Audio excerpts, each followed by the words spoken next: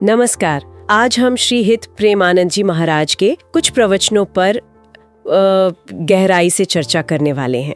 हमें YouTube पर साधन पथ, भजन मार्ग और कलयुग का ज्ञानी जैसे चैनल से उनके कुछ विचार मिले हैं। हाँ, तो इन क्लिप्स में महाराज जी ने आध्यात्मिक जीवन के कई जरूरी पहलुओं पर बात की है, जैसे भक्ति, सहनशीलता, ईश्वर की कृपा कैसे काम करती है और नाम जप की शक्ति। मतलब काफी कुछ है। बिल्कुल, और हमारा उद्देश्य यही है कि इन बातों को ठीक से समझें, उनमें जो मुख्य ज्ञान है, जो इनसाइट्स हैं, उन्हें निकालें। हम कोशिश करेंगे कि महाराज जी के विचारों का एक निष्पक्ष विश्लेषण करें और देखें कि ये शिक्षाएं आज की जिंदगी में, खासकर जब मुश्किलें आती हैं या इच्छाएं परेशान करती हैं या हम भक्ति के रास्ते पर चलने की कोशिश करते हैं, तो ये कितनी काम की हो सकती हैं। हाँ, तो चलिए शुरू करते हैं। एक बात जो मुझे काफी अलग लगी वो ये कि महाराज जी मन के अंदर की अग्नि की बात करते हैं, जैसे काम की, क्रोध की, लोभ की, लेकिन वो कहते हैं कि इसे संसारिक चीजों से बुझाने के बजाय इसे सहना चाहिए। ये थोड़ा मतलब सुनने में उल्टा लगता है, क्योंकि हम तो बेचैनी से बचना चाहते हैं ना। हाँ, ये बात थोड़ी पारंपरिक सोच से हटकर जरूर है। उनका तर्क ये है कि ये जो अंदरूनी जलन या अग्नि है, जब हम इसे सहते हैं, मतलब इसे भोगों में शांत नहीं करते, तो ये अंदर ही अंदर ट्रांसफॉर्म होकर एक तरह से आध्यात्मिक शक्ति बन जाती है। उन्होंने जेम्स वॉट का उदाहरण भी दिया था। अच्छा, जेम्स वॉट, वो स्टीम इंजन वाले? हाँ, वही। कैसे उन्होंने केतली से निकलती भाप की शक्ति को देखा। वो भाप तो बस ढक्कन को ऊपर फेंक रही थी, एक बेचैनी ही थी, और उन्होंने उस शक्ति को दिशा देकर इंजन बना दिया।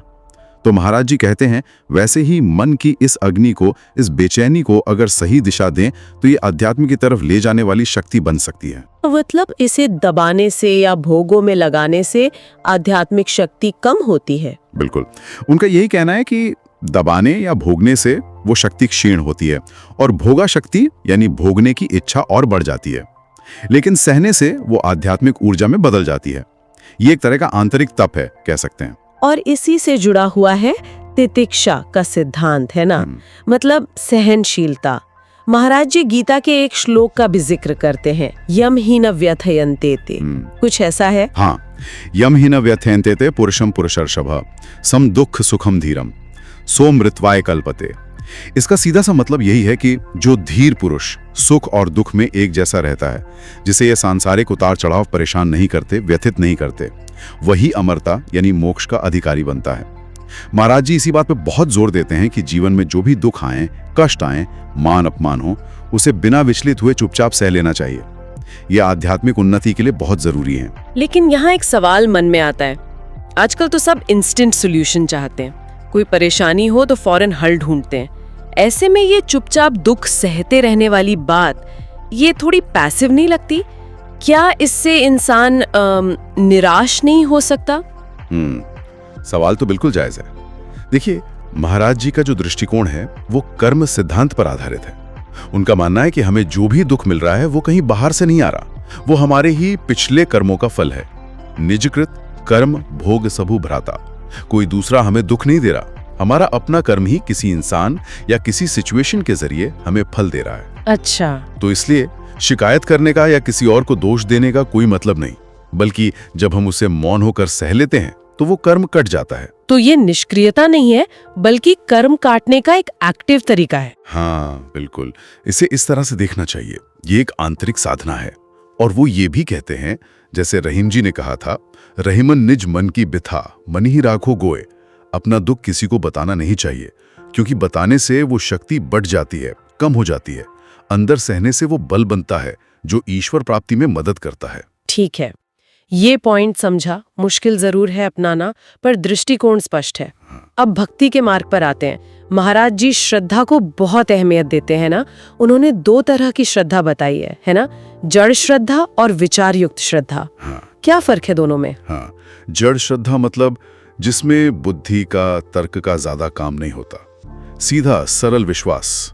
जैसे उन्होंने उदाहरण दिया शिल्पी बाई का, जिसने पत्थर के टुकड़े को ही ठाकुर जी मान लिया और भगवान को प्रकट होना पड़ा।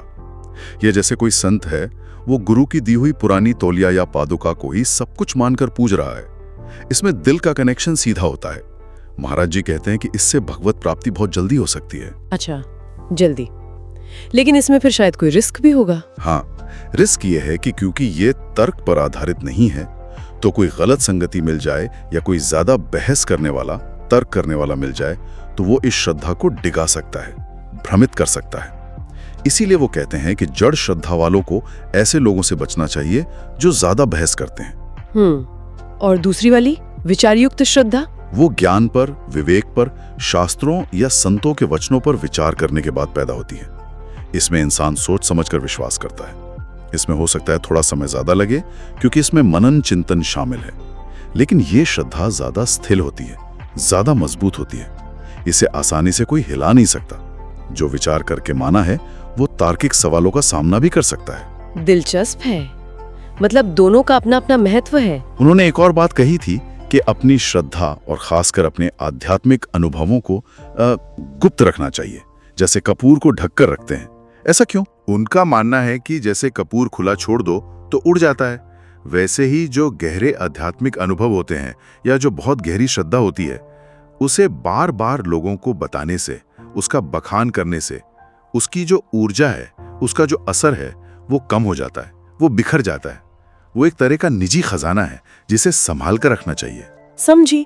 श्रद्धा के बाद आता है शरणागति का सिद्धांत, मतलब पूरी तरह से ईश्वर को समर्पित हो जाना।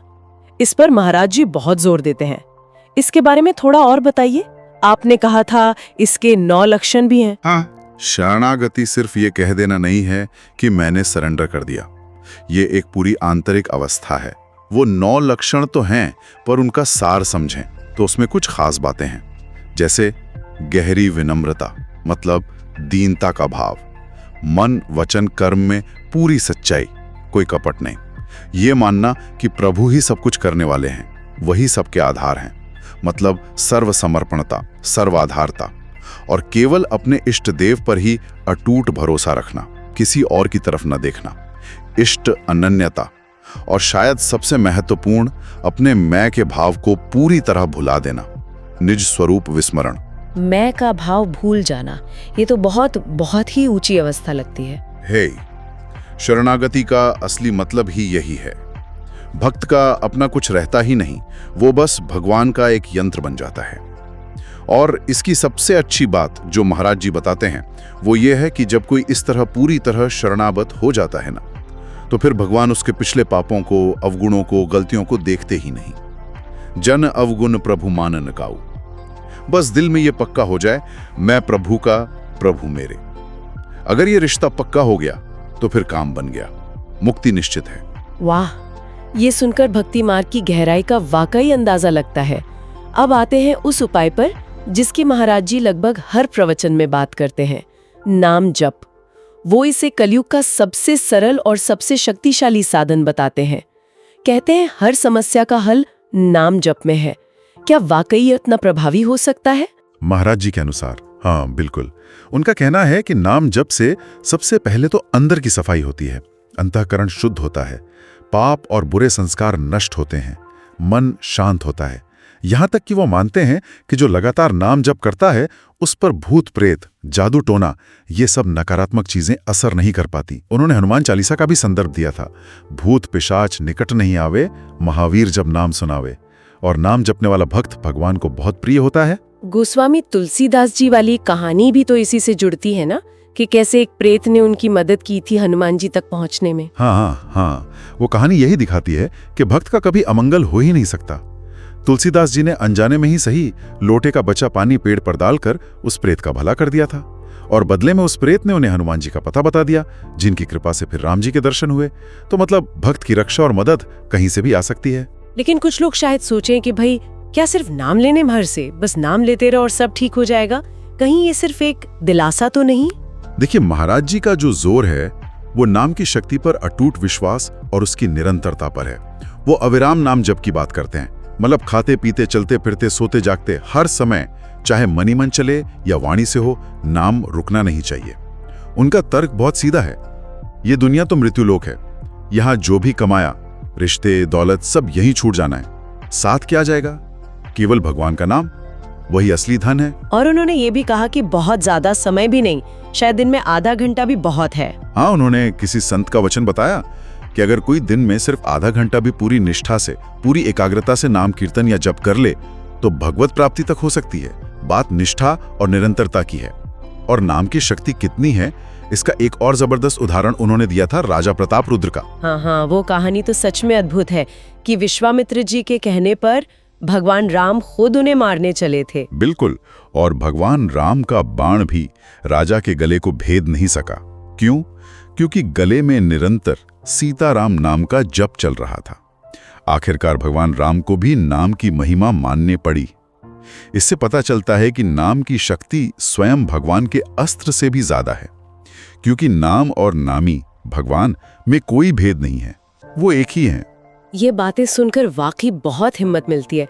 पर एक और सवाल है जो अक्सर लोगों के मन में उलझन पैदा करता है। जैसा एक सुनने वाले ने भी पूछा था गीता के संदर्भ में कि क्या भगवान जिस पर कृपा करते हैं उससे सब कुछ छीन लेते हैं? ये सुनकर तो भक्ति करने से भी डर लग सकता है कि कहीं हमारे पास जो है वो भी न चला जाए। हाँ, ये डर बहुत स्वाभाविक है और ये धारणा काफी फैली हुई है। लेकिन महाराज जी इसे बिल्कुल अलग तरीके से समझाते हैं। पहली और सबसे जरूरी बात वो कहते हैं, भगवान का स्वरूप ही मंगल भवन, वो अमंगल कर ही नहीं सकते, उनका स्वभाव ही मंगल करना है।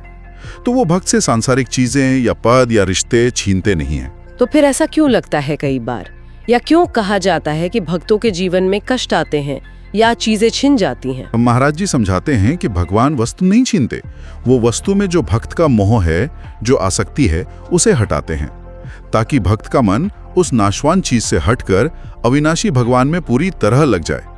ये दंड नहीं है, ये उनकी विशेष कृपा है।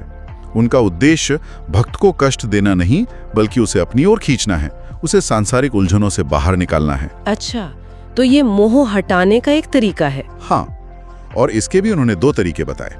अगर भक्त समझदार है, विवेकवान है, तो भगवान उसके अंदर वैराग्य का भाव जगा देते हैं, उसका मन अपने आप उन चीजों से हट जाता है।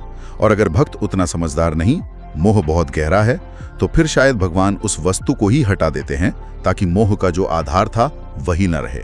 लेकिन दोनों ही मामलों में लक्ष्य एक ही है। हाँ, भक्त को संसार से खींचकर अपनी ओर लगाना। उन्होंने अम्बरीश जी और सुदामा का उदाहरण भी तो दिया था। उन्हें तो भगवान ने सब कुछ दिया था। बिल्कुल, अगर भगवान सबका सब कुछ छीन ही लेते तो अम्बरीश जी चक्रवर्ती सम्राट कैसे बने रहते? सुदामा को द्वारिका जैसा वैभव कैसे मिल जाता? तो ये धारणा ही गलत है। भगवान भक्त की जरूरतें जरूर पूरी करते हैं, लेकिन उसकी आसक्ति को खत्म करते हैं ताकि वो भक्ति में आगे बढ़ सके। ये जो सांसारिक रिश्ते नाते हैं, पत्नी पुत्र, ये भी कर्मों के संयोग से मिले हैं। उनमें भगवत भाव रखकर अपना धर्म निभाना है, पर मोह नहीं पालना, क्योंकि अंत में तो सब यहीं छूट जाना है। और जो भक्तों के जीवन में कष्ट आते हैं, जैसे वो प्रताप राय जी का उदाहरण था जिन्हें जेल हो गई थी। हाँ, वो कष्ट एक तरह की परीक्षा होता है। भगवान देखते हैं कि मुश्किल समय में भक्त का ध्यान संसार की तरफ जाता है या मेरी तरफ आता है।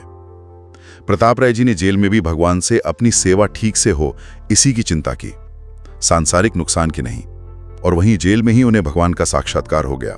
तो कष्ट भी कृपा का ही एक रूप बन सकते हैं, अगर भक्त का भाव उसकी दिशा सही हो। तो कुल मिलाकर श्री प्रेमानंद जी महाराज के इन विचारों से सार यही निकलता है कि हमें बाहरी परिस्थितियों को बदलने की कोशिश करने के बजाय अपने अंदर बदलाव लाने पर ध्यान देना चाहिए।